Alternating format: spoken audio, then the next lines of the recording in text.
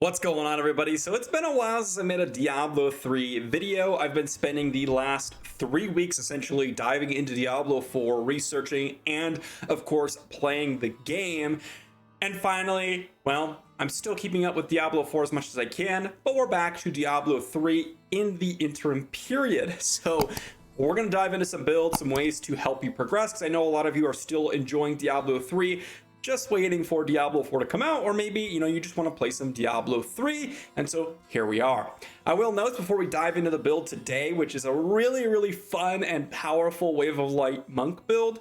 This is arguably one of the most difficult builds to learn and pick up. It is very particular in terms of how you have to play, and you cannot be, I guess you could say, slow. And what I mean by that is you can't stop to make a ton of decisions because you constantly have to refresh your cooldowns, and we'll go over that in just a bit. With that being said, let's dive into the skills here. So the skills we're going to be using today are going to be Epiphany, Cyclone Strike, Wave of Light, Dashing Strike, Mystic Ally, and Mantra of Healing. Let's go into each of these skills and talk about what is important about them. With Epiphany, we're going to be running a Desert Shroud for extra reduction in damage taken. This is very important because we do take a lot of damage, but what's really important is that when we use Epiphany, it actually will cause us to have our melee attacks dash to our target. This also gives us a ton of spirit generation, which is huge because spirit generation is one of the things holding back this build from just spamming out everything. This also means that Cyclone Strike will actually teleport to the enemies, which is super big. And then of course Cyclone Strike, we're going to be running Implosion, so we're going to be increasing the distance. This is very important because we want to pull up together as many people as possible. And then with Cyclone Strike here, we're actually increasing our damage that Wave of Light deals, and we're going to be running Explosive Light for fire damage. This is very important when we get to the gear, why we can run Explosive Light. Then we have Dashing Strike here, which is going to be basically a dash just for extra mobility, so we can constantly keep up our cubed item here, which I'll go over in just a second. We also get 40% increased dodge, which is a little bit of extra tankiness, although it is dodge, which is not my favorite type of tankiness. We also have Mystic Allies. Now, we're going to be using this for the extra spirit generation, which is super nice, right? When we activate this, we're going to gain 100 spirit, and we also increase our spirit generation when we have a Mystic Ally by 4. This is very nice. Then we also have Mantra of Healing. This is a little bit of help to give us a little bit of tankiness, absorbing damage, and also giving us a little bit of extra life regeneration and 3 spirit per second, which is pretty big as well. Okay, then we go over our passive bonuses. We have Seize the Initiative, dealing damage, increasing attack speed above 75% life enemies, 20% cooldown reduction. That is big, make sure you run that. Spirit cost and mantra effects are reduced by 50%, gain 4 spirit per second. Again, this is big for spirit generation. And then lastly, I run near death experience for not to die because I am on hardcore. Now, there was a couple other ones that I do like if you're not hardcore.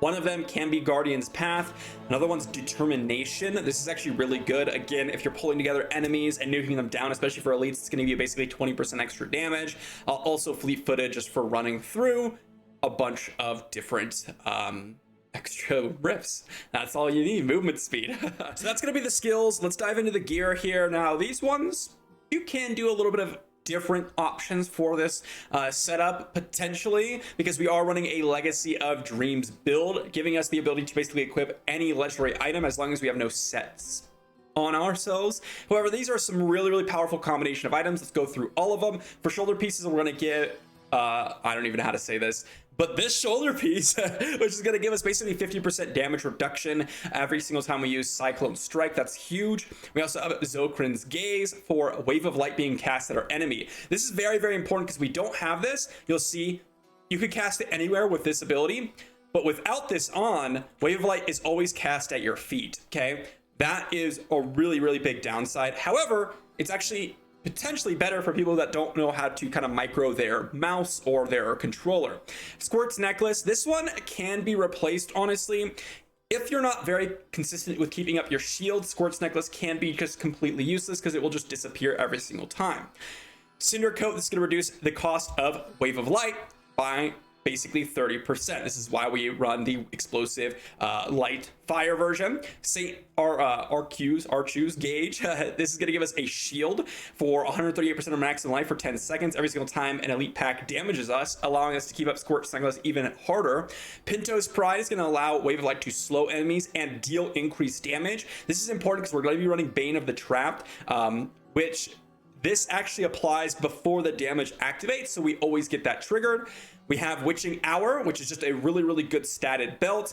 Unity, this is another very important one. We're going to want Unity on our follower. By the way, just a side note for our follower, we really don't care about anything else. You can run Nemesis Bracers, Gloves of Worship, the standard follower build. I don't even have mine completed yet, but you do want Unity, and with that, you're going to want the follower cannot die. Okay, these are two very important ones. On top of that, I would go with Blackthorn's Jousting Mail. This is going to give us an extra elemental damage increase on the pants. This is why we run this, even though it's not a legendary item. And then for boots, we're running Crudus Boots for extra mystic allies and dealing extra damage.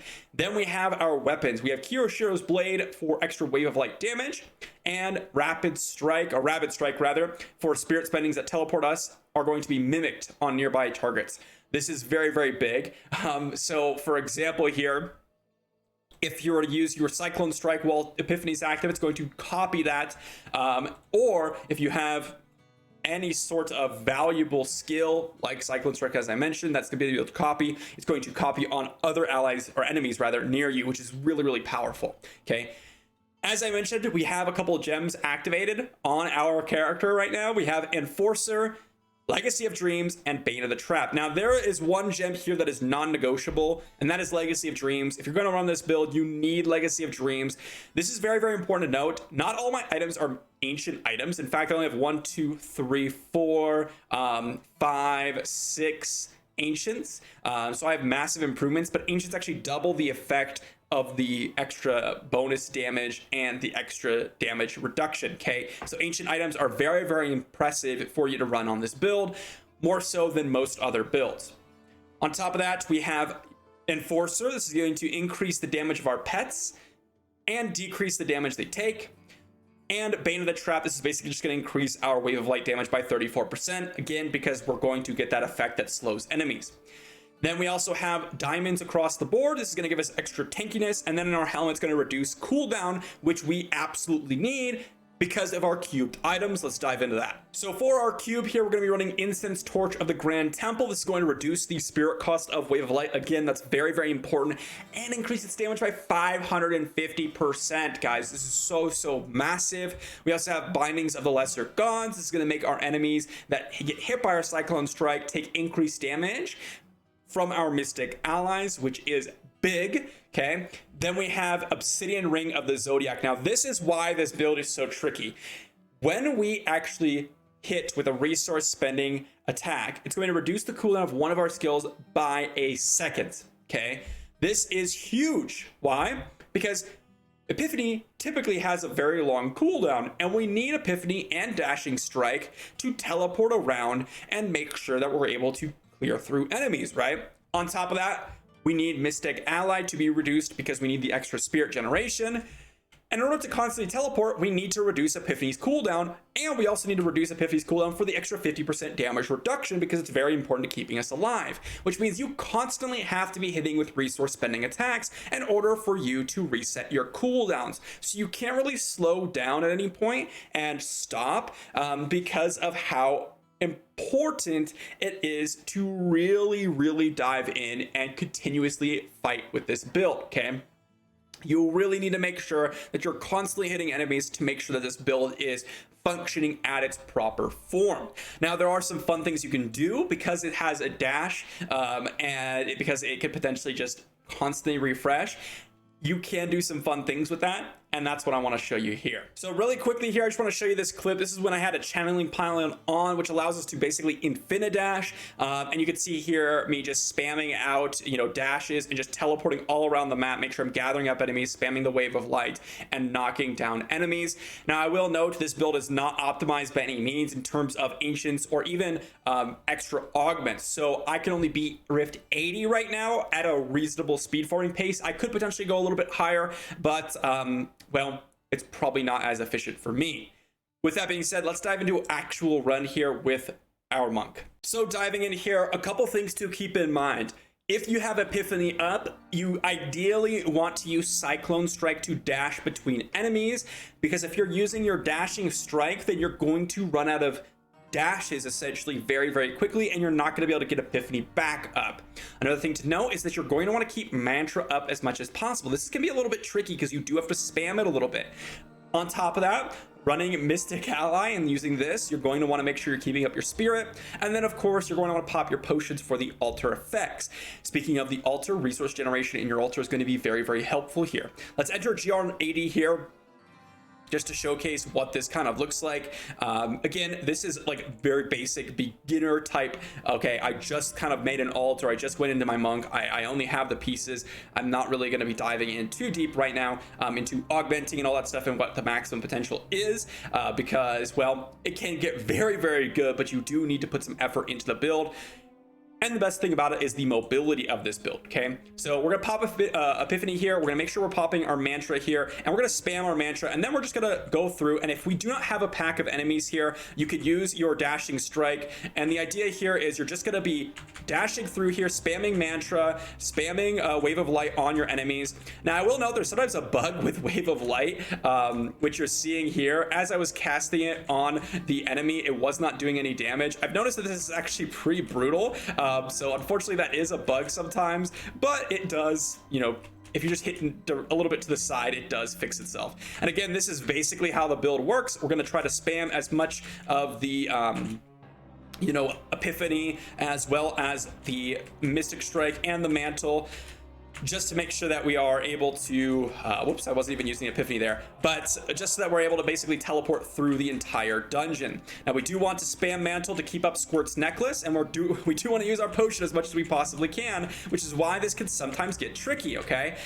Because when we're using our Epiphany and we're using our resource spending attack, which is supposed to reduce our cooldowns, if we've used things like Dashing Strike, for example, or even Mystic Allies to generate a little bit of spirit, well, that is going to potentially refresh those cooldowns instead of Epiphany, which can be a little tricky sometimes. So you will, you know, potentially reduce other cooldowns instead of Epiphany, which prevents you from teleporting around a little bit. So ideally, you're going to want to not use that as much as possible. The only thing you should be using is the mantra consistently. Other than that, you don't really want to be using a ton of different skills to teleport around. It's going to be pretty rough for you to generate enough cooldown reduction on your Epiphany to get back to it. Other than that, guys, I mean, this is pretty clear cut run. I'm just going through here. We don't really have a lot of mob density here. I can teleport around. We need to get a conduit pylon. And of course, you know, running your standard follower bonuses like your Nemesis bracers and things like that are going to be super helpful. Looks like we're going to get to the RG here, and we're going to be able to knock him out. Let's see. It does pretty good damage, right? We're going to want to hit them with Cyclone Strike first, and then we drop one Wave of Light and it gets detonated. That was a 2-minute 36 run, which wasn't bad by any means, but definitely could be better if I wasn't talking and trying to think about everything at the same time, because, well, I'm still working on, you know, getting better with this build myself. I just wanted to show you all the build that I've been running so far on the monk. It's been very, very good and very, very fun. Hopefully you guys enjoyed the build. If you guys did, let me know in the comment section down below. Have you guys been playing the monk? And hey, if you guys played Diablo 4, let me know if you guys enjoyed the beta. I really, really did. It was an 8 out of 10 for me. I had a ton of fun, but I'm excited to play some more Diablo in the meantime until Diablo 4 comes out. Thanks for watching, and I'll see you all for the next one.